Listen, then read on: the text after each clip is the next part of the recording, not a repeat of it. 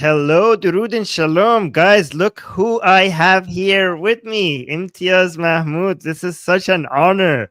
Imtiaz is one of the most famous activists against Islam mostly on X these days because Facebook is very censorial. But Imtiaz, can you just let us know a little? First of all, thank you so much for accepting my invitation. It's such an honor to be talking to you. But for The- people who might not know you, can you let people know a little bit about yourself?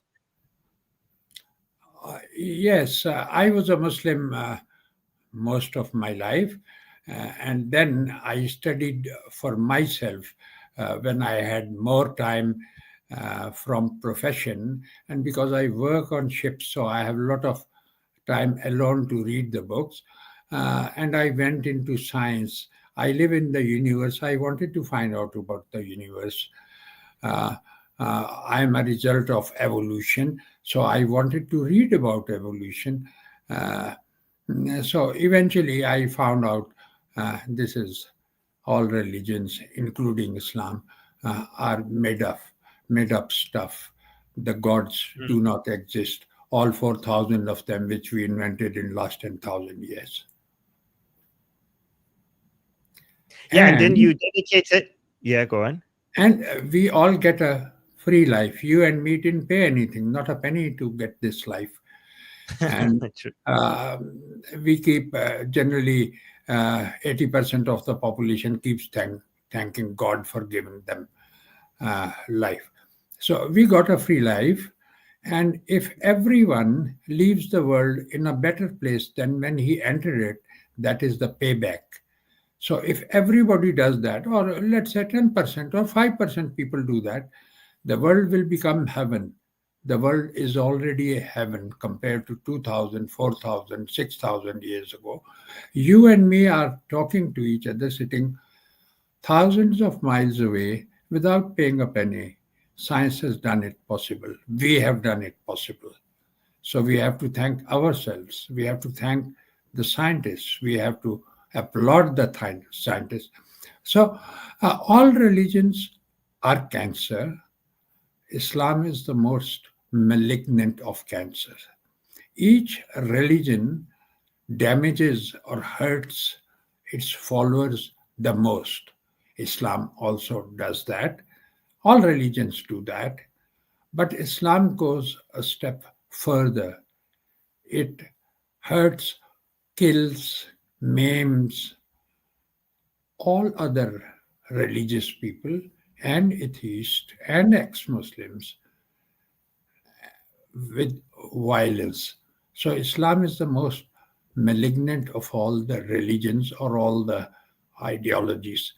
So my return to the society, because I understood this, I'm paying back to the society to make the world a better place, most of all for Muslims themselves, because Muslims are the uh, sufferers of this ideology. So Muslims hate me, but I'm there actually to help them to come out of that mindset. Yes, please. Yeah, exactly. The main victims of Islam are Muslims, so that's why the best way to be pro-Muslim is to be anti-Islam. A lot of people think that we're anti-Muslim, but we're not anti-Muslim. Being anti-Islam is a pro-Muslim position, right? Would you agree with that? Correct, correct. Yeah, And right. And we are making the rest of the world aware of ills of Islam, layer by layer, minute by minute, hour by hour, day by day.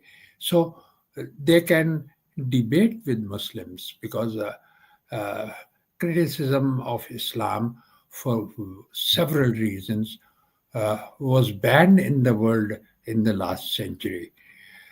What was the reason? The capitalism and democracy, which is Judeo-Christian civilization, the best civilization ever so far, was fighting communism. Okay, so they needed a partner. So they took Islam as partner. And eventually, with little help from Muslims, like Pakistan, they defeated USSR in Afghanistan. uh, mm, and other countries also. So the USSR is broken, communism is broken. Okay, they changed form and came into socialism, uh, or a milder form. Uh, yeah, but it has been defeated. USSR has been broken into several components. Russia's GDP uh, is just less than that of California. It's $2 trillion, and California is about $6-7 trillion. So communism has been defeated. It will slowly fade away. That is the shortest time an ideology has lived. 200 Mm. years. Islam has lived 1400 years or whatever. Christianity 2000 years. Hinduism 3000 years. Uh, so with the help of Islam, they defeated. Now the left or the communism or the socialist, whatever we call them, have combined with Islam to defeat West. In return, so Islam is being used, was used by uh, West, and now it is being used by the left. So the fight goes on. Yeah. And this fight, you mentioned that since 9/11, it there was a shift. There was a major turning point since 9/11. Can you tell me what was the impact and how did the narrative change and how did this battle, when it comes to the Islam, Islam versus the West, both how did that impact Islamic forces, but also how did that impact the defense against the Islamic values coming to the West? So what did change with 9/11? With 9/11, first time people wanted to know about Islam, general world Mm. population, because it was sort of mystery and it was considered a religion of peace or whatever Muslim narrative was generally accepted. So for the first time, open criticism started, and also PhDs were awarded to find out the roots of Islam. Where did Islam come from? What are its teachings? What is this jihad? And what is this life after death, with men getting a lot of women? And they eventually find out Islam is all about sex and violence.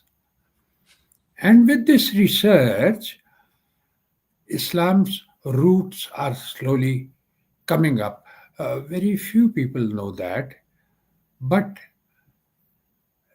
Muhammad never existed in history. He's a mythical, made up character in 8th and 9th century. The Arabs, as anti Trinitarian Christians, started writing a different sect of Christianity from 4th century, not 7th century, 4th century. And it was them who conquered large areas of land. So when all these conquests took place, MD Muhammad was a title for Jesus, the praised one. He was not a person, he was not a character, because they were Christian. So they were writing in Armenian and such like languages. There was no Arabic then. Yep.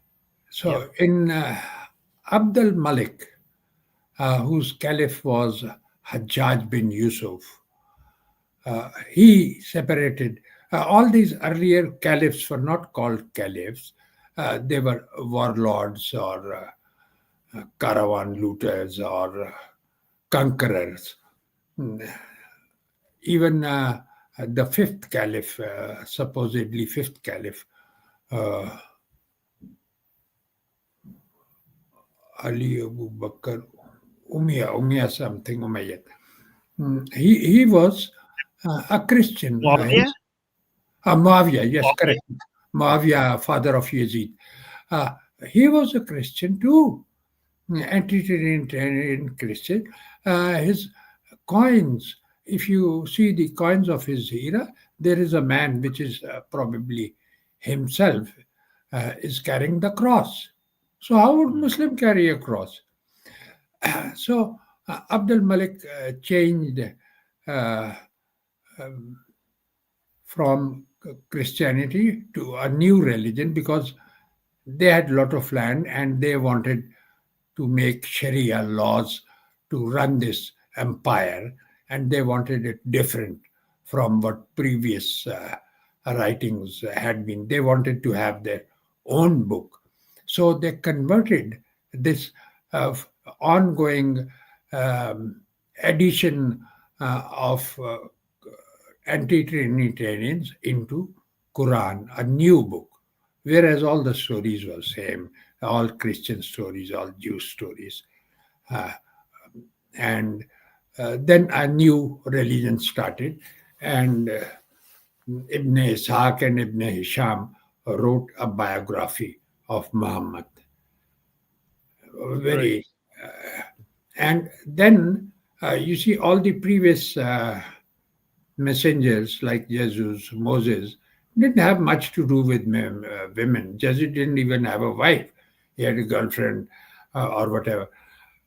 So it is surprising why they give so many women to this character, 11 wives and mm, dozens of sex slaves, and he used to trade in sex slaves. The idea was that the kings of this new empire wanted to have harems. Mm. So, to justify the harems, they gave this mythical hero a lot of women that he did it. So, we are just carrying on uh, his teachings or his practices. That's why they gave him, he raped a 9 years old. He married his adopted son's wife, who was actually his cousin. So almost all women have been allowed to be married or brought into harem, no questions asked. And uh, that is how it turned out. So, Right. because So do you think? Yeah. victors write history, so Muslims were victors. They wrote Mhm. history. They invented Muhammad and put him back 200-300 years back into history and gave him some miracles. Like Jesus was also a character, mythical character. All previous myths were added onto his name, like making the dead people alive, giving eyesight to blind people, and such like. So that is how superheroes are created. So a superhero Muhammad was created. He was very much into sex. According to Hadith, Allah gave him power equal to 30 men, not intellectual powers, not physical powers, and not intelligence power, but sexual power. So that is how Islam became a lot about sex. Mm. Um, so do you think this examination of the true history of Islam, basically figuring out what the actual history is rather than the one we have been told, is that the most effective way to attack Islam these days? Because I think we have, when it comes to how bad the Muhammad character, even though it's a fictional character, how bad that character is, and how horrible the teachings of Islam are. I mean, I think that we have been doing that for the past, I don't know, 20, more than 20 years. And if it was supposed to affect anybody in the West, it has already done that. I think there's not much. I mean, I don't know if by if somebody having sexual relationship with a 9-year old, basically raping a 9-year old, if that doesn't convince you out of Islam, or that Islam is an evil religion. I don't know what else can we say to convince people. But do you think this new angle, because I think this new angle could work on many Muslims themselves by looking out, going out and finding, showing people the evidence that this whole religion is completely made up. Do you think that's where the focus should be now? Yes, it should be. And actually, a lot of Muslims have left Islam, but because of the social taboo, boycott, fear of death to be killed by Muslims, they are not coming out openly. But all what you and me and people like us are putting is having the effect. About 5% of all Muslims have left Islam since internet and 9/11, but they are hidden. Like, for example, Iran, maybe 30-40% people have left Islam, but More. because of death threats. Pakistan, 5%. Similarly, in the West also, okay, there are hardcore Muslims, etc. But many of the Western people, second generation, third generation, because they went to Western schools, they are more logical, have left Islam. But because of their parents, their family relationship, they don't come out openly. So it So is having an effect. Yes.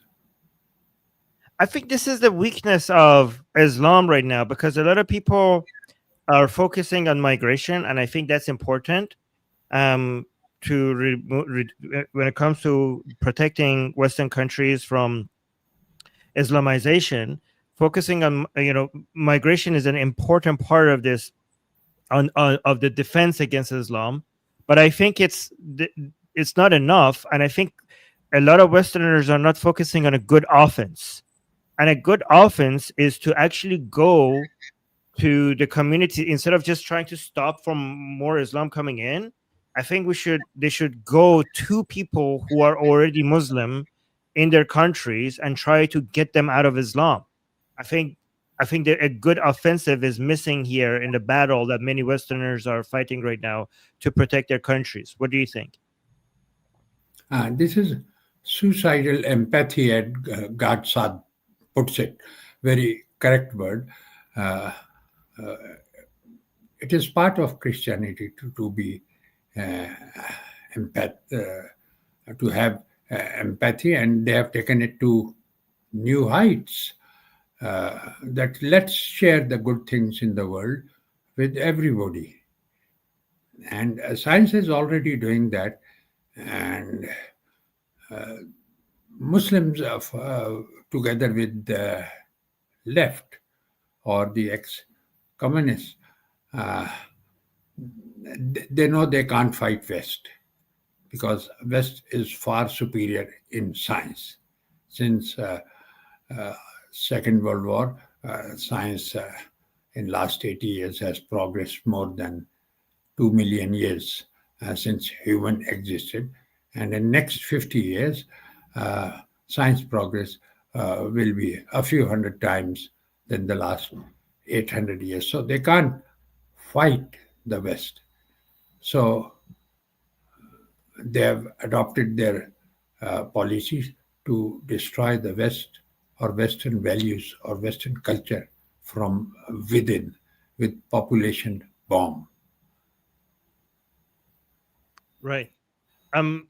So, what is the best strategy against that, in your opinion? Like, First, what first of is the all, one thing that?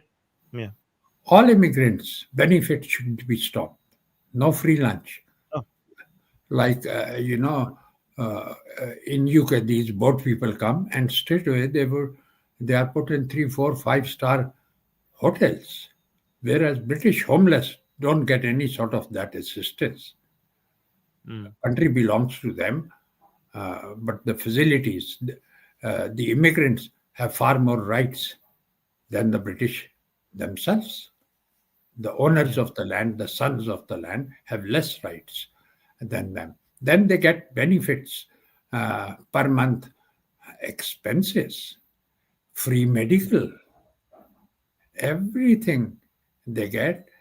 And In return, they give nothing, especially the Muslim immigrants. 44% of them work only, 56% are on benefits or working under the table, uh, etc. So they don't contribute. A lot of money per person has been spent on them, which is never returned. And whenever a terrorist incident takes place, it costs $1 billion at least. Maybe only 4 people have died, but the fear it has spread, the businesses it has disrupted, the stock market which has gone down. There are a lot of calculations. So each terrorist act results in billions of loss for the host country. So instead of giving to the country which has given them everything, they have run away from results of Islam. They haven't run away from Islam. Like for Pakistan and Afghanistan are 148th in Gender Gap Index 2025. Means their women have the least rights in the world. So 50% population is straight away trashed there. And even men's rights, children rights do not exist. Children belong to parents. Like in UK, it is your and my children, but if we misbehave them or abuse them, the government will take charge of the children away from us. So they are the state children. In Islamic countries, the children are owned, same like wives are owned as a property, as a car, like that. So that is the difference. So in every positive indicator, Muslims as a group are at the bottom of progress. No human rights for women, no human rights for children, and generally no human rights. And then they run Yes. to the West, and once they come here, they want the same system of Sharia to be promulgated here. Every Muslim wants to live in the West, die and be married in Makkah, and all his relatives living in Pakistan, so that he can send them some money and be superior to them. This is uh, the ideology of Muslim immigrants to the West. Yeah, they left their own shithole countries and they come here because these are better countries, but they want to change the system and the values of these countries so that it could become exactly like the countries that they escaped from, which doesn't make any sense. The reason why you come here is because these countries are better, and the reason why these countries better is because they have superior values. That's what made them better. So why are you trying to push your inferior values upon these countries? That's doesn't make any sense. But with regards to your suggestion in removing the benefits, um, for like removing the benefits so that it's not as attractive for migrants to come to these countries, what about also adding some fear? Because you know, what I'm suggesting is that we go after the newer generation of these migrants and try to get them to leave Islam. And I think nothing will scare migrants more than watching their children leave Islam. I mean, I think the greatest nightmare for a Muslim migrant is to see their daughter in a miniskirt with a native boyfriend going out, in a club. I think that is worse. That for a lot of these people, migrants, that's worse than death. Just imagining that. So just losing their children, to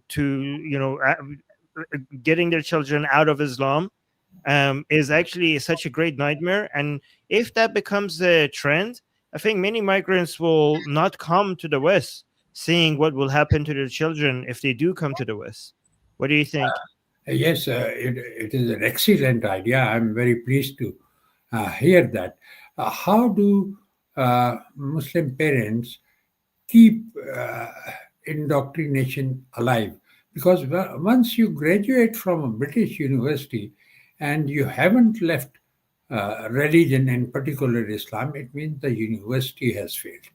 Actually, it's not the university which has failed, it's the parent who have succeeded against it by sending their children to madrasas in the evening. So that nullifies the reasoning part of the British or Western education. So, one possibility is to ban all these schools. Religion, especially Islam, should be only in the home. Hmm. No teaching away from uh, the country schools.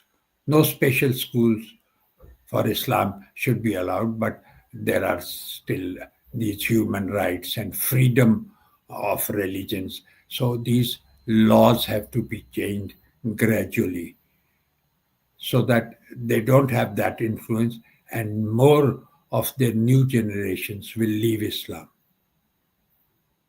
Yeah. What about reaching out to them? Like, what about infiltrating into their communities, talking to the younger generation, trying to get them to listen to us, be even, like, talk to them in a friendly way so that we could get their attention, and then give them, all of this, find a way to package all of this content regarding the true history of Islam in a way that is interesting, easy to understand, and attractive. Because I know a lot of people within the Muslim community, they like a very interesting story that might, if it's packaged in a way that here are some secrets that, people don't want you to know, that's a very attractive packaging that could sell within the younger generation. That sells really. That's why, I mean, that sells better than, oh, your prophet is a pedophile, right? If you go, I think, if you go tell these people, oh, your prophet is a pedophile, they just dismiss you as somebody who's attacking their identity. But I think if you go into these communities and be like, oh, I have some historical secrets that they don't want you to know, that packaging, I think, sells really well within younger Muslim communities. And I think that's the angle that we should be focusing on. And we need to go, because even if you stop migration 100%, there's already enough Muslims in Western countries, and they will have so many children, they will reproduce faster than the rest of the population. So even if you stop migration right now, Islam could spread with just what we have already. So that's what I think. This is the next. We need to, instead of just focusing. I mean, migration is important, but instead of only focusing on migration, we need to turn the people who are already here into our side. Like, what do you think? Yes, that's a very good idea, and internet is doing that. You know, Mm, Christianity was as hard or as violent religion as Islam is, not exactly as Islam, but a little less than Islam. Then Islam, Christianity reformed. They kept a few positive points and freedom of religion uh, was brought in. Now, uh, Islam was spread aggressively in the West by building mosques. For example, any UK mosque, a community collects 50% of the money, and 50% of the money for the mosque came from Saudi Arabia, Kuwait, uh, mm, and all these Islamic Republic. Islam, the Turkey. oil-rich countries. Now the oil-rich countries have a VN that oil will finish, an alternate source of energy will come. Already there are a good percentage solar and wind energy is being used, but eventually, within next couple of decades, uh, this fuel energy will come, uh, which will be 100 times cheaper than oil energy and 1,000 times more powerful. That will change the world. Investment means Arab countries' income will fall. Their people will rebel because they have been living on free money, unworked for money. So, MBS is the reformer. He controls everything which happens in UAE and Kuwait because he's the bigger brother. So he tries uh, new systems or little more freedom each time in UAE, and then adopts them slowly into Saudi Arabia. This man is Islam's reformer. It has to come from among the Muslims and from the top. So it is happening, and internet uh, is doing its job in this century of information. So Islam, like all other religions, will end. All religions will end, and Islam will be one of them. And science progress will be faster. You see what religions have done, especially Islam. They are against evolution because of Adam Eve's story, and uh, because uh, science says universe came into being all by itself.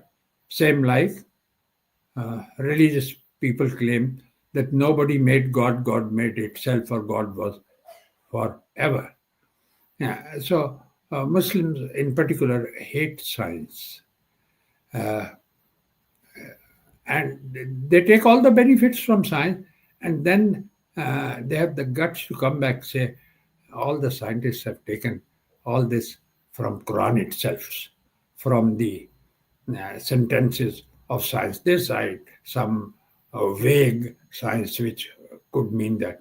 Okay, if scientists have taken it from Quran, why can't Muslims have taken things from Quran? Is it only the kafirs, the atheists, and unbelievers who can take benefits from Quran, and Allah has banned it uh, from Muslims to take credit for it? Yeah, that makes yeah. So it was always in the Quran, but only when the infidels looked into the Quran. They were the only people who could figure it out. But we had this for 1400 years, but we couldn't figure it out. But it was always in there. That's it. That's very rich. And Um, there you is you another so thing. you are yeah. Go uh, ahead. You see, things change on 9/11, and then things change on 7th October Mm, 2023. Again, Islam came under microscope, uh, and more details of Islam are coming out. And, and now Hamas has been defeated probably forever. There will be peace in Middle East. All these countries, starting with Saudi Arabia, UAE, all Gulf countries, will recognize uh, Israel, and because of that, countries, uh, other Muslim countries, uh, will also recognize Israel, and they will coexist mutually. So mm, the world is becoming a better place. yeah. Um. So you mentioned that you're against all religions, not just Islam, but your content is the all against Islam. Is there a reason for that? Because I'm also an atheist. I don't believe in any religions, but I've stopped um, my criticism against other religions, and I'm just focusing on Islam. And I'm also working with a lot of people who are Christian, Jew, Hindu, and even with Muslims, secularist Muslims, um, against Islamic tyranny. Um, are you also, even though you're an atheist, you're an ex-Muslim atheist, and you don't believe in any of these religions, are you also just laser focused on Islam? Yes, because reformation or change have to come from within Islam. From Muslims, it will not come. So it has to come from us among Muslim, the who have been Muslims, who know more about Islam. There are oncologists, cancer specialists of breast cancer, brain cancer, uh, like that. So we are uh, specialists of Islam cancer, Islam oncologists. So But when you say reforming Islam, I don't use the word reform for religions, especially Islam.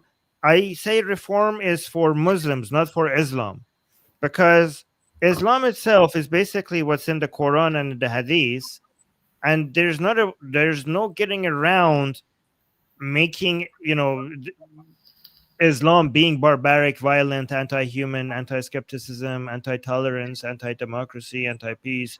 There is no way to reform Islam out of that. What we are reforming is Muslims, not Islam. And Muslims reform when they live less according to Islam. That's the way I look at it. I don't say Islam is not being reformed. Muslims are being reformed when they live less Islamic lives. Does that make sense? Yes, both are correct. Like Christianity was reformed or diluted or changed because of printing press. Muslims kept the printing press banned for 300 years for this very reason, so it survived. Now, internet has come, and there is no defense against the internet. So, internet will dilute, reduce, or change Muslims in due course of time. Like, you see, people are still Christians in name, but their intensity of religiosity has reduced. And the least religious people are Jews. More than 50% of them are atheists. They are just a race. A Jew is a person born of a Jewish woman. He doesn't have to be, he can be an atheist, and they are atheists. And you see, I love Jews. Why? 15 million Jews have 189 science Nobel Prizes, right? Laureates. Now, each science invention helps humanity irrespective of their religion, country, race, location, everything. Like mobile phone, like aeroplane. All these things have come as science invention. Now, against that, there are 1.8 to 2 billion Muslims have only two science Nobel Prizes. So their contribution as a group is the least ever in history of any group. There were actually three. One was Ahmadi Muslim from Pakistan, but they declared him as non-Muslim. So, and all these three, two Egyptians and one Pakistani, they achieved this while working in the West. So they did not achieve it as a result of Islam or as teaching of Islam or from Sharia, but of the Western scientific method. So I have very recently benefited from an Israeli invention. You see, I'm hard of hearing and I wear very focal glasses. So one startup in Israel by two Jews entrepreneurs, they invented glasses with hearing aids.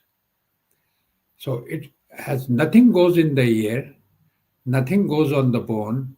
It has small mini microphones like rivets on the glasses, and it has an app. It is because it's a new invention. It costs £1,000, but it has benefited me tremendously, and I'm thankful to science and especially to them. This is direct benefit. I have been looking for such a thing for years, and just now, this month, I got it, and just 2 days ago, I started using it, and I hear the conversations clearly. I am more social, more friendly. So science has helped me. The Jews have helped me. I am direct beneficiary of that. and I'm very happy about it. Yeah. Well, I mean, congratulations on that purchase. Um, what do you think? What is it? Because the modern scientific method is now available globally. Like it's not just a Western thing. Why is it that even still right now the Muslim community produces so little, contributes so little to science and technology, given that it's actually like the method is just a method, anybody could just adopt it. But why is it that's on a per capita basis, so when it comes to contributions to the world, so little comes from the Islamic world? It is the childhood indoctrination. If and when countries would ban or internationally childhood indoctrination, for example, Japan has banned it. You Mhm. can't indoctrinate them into a religion or tell them about life after death, about hell.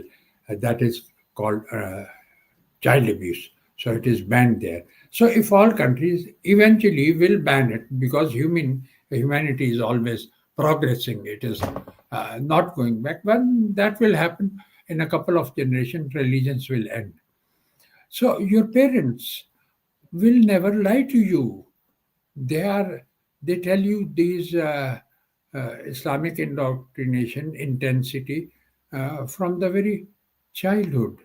So that is printed on your brain hard disk, and it is very difficult to remove. For example, whatever you have eaten in childhood, you like that food. Uh, and whatever childhood friends or family did, for example, subjugation of women, everybody, all Muslims see that in their home, that they are second fiddle, they don't have many rights. So when they become adults, they behave similarly. This is the result of the childhood indoctrination. Uh, and then there is stigma from the society. If you leave your religion, you are social boycotted. You may lose your job, you may lose your promotions, so on. And then there is death penalty on top of that. So these things uh, are stopping them. And even in the science books in Pakistan, I'm more aware of Pakistan because I studied in Pakistan, that all science is from God. Okay. But science, present science is wrong. The Quran science is correct. And because science belies gods and all religions and Islam, so they develop a hatred, shyness, a defense against science. So there won't be many scientists or any scientists, science contribution coming from them. A little bit will come from the Muslims who are in the West, who take science and go into research, and whether they become atheists or not, that contribution. But that is very little. How could we ban childhood indoctrination, as you say? Because even if you don't teach it in school, elementary school and kindergarten and stuff, when the kid goes to their home, I mean, the parents could still teach them the Quran and Hadith and indoctrinate them at home. How could any government effectively stop the indoctrination at home, even if they don't teach it in school? It has to come through United Nations as international law, agreed upon by majority of the countries. But there are 56 majority countries, so it can never be passed through United Nations. What we can do is stop aid to those countries. All Muslim countries, most of the Muslim countries, or the countries who have, except those countries who have wealth without working, like oil wealth, they all depend on the West charity or aid. So we can say, okay, if childhood, if you don't remove this blasphemy laws, we will stop your aid. So that is the only way we can do. Hit on their, kick on their stomach, and they will comply. Yeah, I mean, as you say, I don't think the UN would ever do anything like that because there will be the pushback against it. It's not going to, like, a lot of countries are not going to tolerate that, right? But like if we're just focusing on civilized countries like Western countries and Israel, um, what can they do if, even if it's not international law? Do you think we could have laws that, is it too much government overreach for child services to get involved if in kindergarten and elementary school we have tests to see if children are being indoctrinated at home, and if so, then they get warnings a couple of times, and if it continues, then you could maybe separate the children from the parents who are indoctrinating their children. Is that pushing it? Because I've been suggesting that, and some people think that that is too radical, and I don't know, I mean, I don't know if it's radical, because many times if you don't send your kids to school, if your kids are not learning math, if your kids are not being fed well, if your kids get sick and you don't give them medicine, then child services gets involved, and we already have a precedent in these countries that they separate the child from the parents. So I was thinking, like, well, I mean, if you're indoctrinating your children, that could also be considered abuse of children, and then we could have laws that in school, kids are already have to go to school. It's mandatory for them to go to school. So in that environment, we could have psychological tests to see if the parents are indoctrinating them, and then have laws against that. Is that, what do you think? Is that too much? Is that too much government overreach, or is that fair? No, it will happen because West has to respond. West has ruled the world, and they will come back. And especially very recently, a lot of sentiments against Islam are coming up, and Trump and Elon Musk have started on it very recently. I'm very pleased with them. So things are going to happen. People are fed up. Enough is enough. So several steps will be taken. And yes, when this comes under child abuse, first start fining them like $100 or $200. Uh, so it will help. Don't take the child straight away. Step by step, repeat. For each repetition, uh, uh, the fine will increase. Uh, so you are thinking on a very good line. It has to be done, and it will be done gradually. Nice, nice. And I like that you said the West has to respond and the West will respond, because sometimes from my audience, I hear some people having a defeatist attitude. They say the UK has fallen, Canada has fallen, I don't know, France has fallen. And I think that's not the attitude that we should be having. I mean, if you are true patriots, then you shouldn't be giving up like this. The West is worth defending. And I think a lot of a lot of the people in the chat should have this attitude of, no, it's not over until it's over, and we're going to fight for our country. I mean, I've seen right now, like my next stream, by the way, in a couple of hours, by the way, guys, is going to be on Tommy Robinson's march in the UK, and those people haven't given up.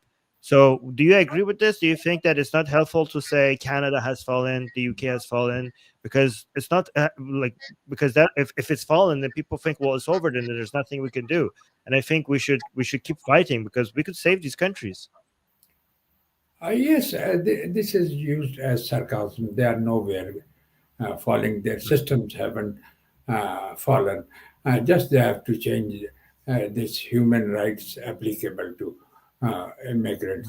Maybe 5% has fallen, 7% has fallen, 93% is intact. And people have been living in layers since Second World War, right? Right. Right. So they Are haven't you stopped. Yes? are, are, are you hopeful? Are you hopeful for the future of these Western countries? Do you think that we would get over this and we would recover from this? Yes, it's just a matter of few decades. My prediction is I will be dead, but after 50 years, Islam will be as dilute, as Christianity is now. It's just a matter of time. Internet will defeat it. Oil, I hope. new source of energy will defeat it. AI will defeat it. Well, I hope it happens fast enough so you get to see it as well. So I hope you get to see it because you have been fighting for that future very effectively. So I do really hope you get to see it as well. Yeah, our generations will see it. That is enough for me. And uh, uh, I'm certain it will happen. So whether I see it or not doesn't matter. Okay. We got one person in the chat. We got a super chat saying, "Is Pakistan an apartheid state?" So, can you also respond to that? I know I'm going to make sure that we do it under 1 hour because you have been very generous with your time. So we have 5 more minutes left, but we could just answer this. Yeah. What do you, the super chat question? Is Pakistan an apartheid state? Very much.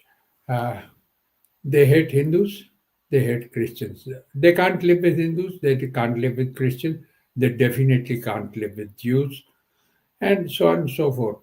And not only that, within Pakistan, there are dozens of Islamic sects because it's a very profitable business to start a sect. So they can't even live with each other. They hate each other. They don't want to live with each other. They keep fighting with each other. So it is one of the most apartheid state, hating everybody except their sect. Uh, so that is number one apartheid state in the world, irrespective of what the United Nations says. It is number one apartheid state, and I'm from It's quite Pakistan. a Yeah, I mean, it's kind of hypocrisy that Israel, who gives equal rights to Jews and non-Jews in Israel, is called an apartheid state. But Pakistan, a country that is clearly, and also the Islamic Republic in Iran, countries that clearly are giving different rights to different citizens based on their religious status, the world is not uniting and calling them apartheid state, which is quite the double standard. It's such an obvious double standard. Yeah, because there are a number of Muslim countries, 56 Muslim countries in the United Nations, and they have a lot of Right. voting power. That's why it hasn't happened yet. It will happen, but the world is understanding them. Right. And just two more questions regarding Iran. What are your thoughts about the future of Iran? Iran's future is quite bright because 30-40% have left Islam, and Islamic regime is going to fall after this defeat because they have become very poor. There is scarcity of even water there. So people will rise. Women have risen. Men will also rise. Their currency is, I don't know how much. For $1, you get 1 million or whatever. So I want to go there for 10 minutes, become a millionaire, come back. Yeah, it's actually, I mean, it's a dark humor because the situation is really, really bad in Iran right now, and yeah, a lot of people are suffering. So hopefully we will get through this phase as fast as possible. And to that point right now, with regards to getting through this phase as fast as possible, I think right now the best chance that the Iranian people have is Prince Reza Pahlavi and Israel. And so we talked about Israel. I just wanted to know if you have any opinions regarding Prince Reza Pahlavi. Yes, he's number one contender. He's an icon of the past when things were good in Iran. Uh, Mhm. so he's the only acceptable opposition leader to the Islamic regime. He doesn't have to become kings. He returns there, uh, and when Islamic regime uh, is gone, he heads the government for an interim period till proper democratic vote is held, and he stays there as a father of nation, not as the head of the government, uh, uh, an icon of the past, of the Iran's glory. Mm, yeah. So he says that when the Iranian people will decide, so there would be, as you say, there would be an interim government, and then what comes after, he doesn't. He says that it's not up to him. We will have a referendum about the type of the government, and then after the type of the government is chosen by the Iranian people, all the officials are chosen as well. So he always wants to give sovereignty to the Iranian people. He doesn't say what's going to happen and regarding the structure of the government. He just wants the Iranian people to make that decision. That's what his position is. So he That is doesn't an even say what the goals. excellent position. Don't force democracy on people. Let people decide themselves. Small Right. democracy, big democracy, or whatever. Uh, Iran will change, and I'm very happy that suffering of Iranian people uh, will come to an end. Yeah. And last thing I want to ask you, given that you're so powerful on X and you're very, very popular and your post gets more views than many other people, you're a powerhouse on X. Like you're basically dominating that you're one of the most dominant forces when it comes to posts against Islam there. Once in a while, would you be able to also post about Prince Reza Pahlavi once in a while, just because that's really the main hope that we Iranian people have to Yes, get back. I will increase posts on that because I have been inactive for 1.5 months, and I had some health issues. Old machine has been repaired, screws have been tightened, uh, and I'll be back to the same. And I will give more importance to Pahlavi people. Thank you so much. I'm so grateful. Thank you so much. We will really appreciate that. So that's so amazing. Thank you so much for that. And I really do hope that you wish you best health, because I really want you to maybe see some of the world that you're promising the rest of us. I hope you get to see that as well. I mean, with the technology that we're seeing, I don't know. You never know. But again, I really appreciate you. Again, I want to encourage everybody in the chat to follow Imtiaz Mahmood. I know a lot of you already follow him on X, but for the rest of you who don't, please make sure you go follow him on X, because he's, like I mentioned, he's a one-man army right now on X against Islam. So, and again, thank you again for everything you have done so far. And this was such an honor. Really appreciate you. Thank you. Thank you very much, sir. And I relate to Iranian people. I worked in Iranian shipping for 4 years from 1984 to 1988. So I know Iranian people well. I have many Iranian friends. I had a girlfriend also, but don't tell them. That's good. Well, okay. Well, that's nice. That's sweet. Thank you.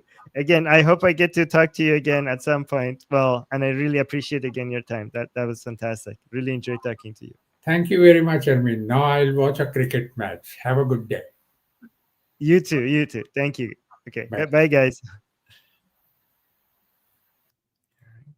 All right, guys. That was amazing. That was such a powerful guest. And again, I'm Israel Chai, Javid Shah. Don't forget to like the stream. End the stream.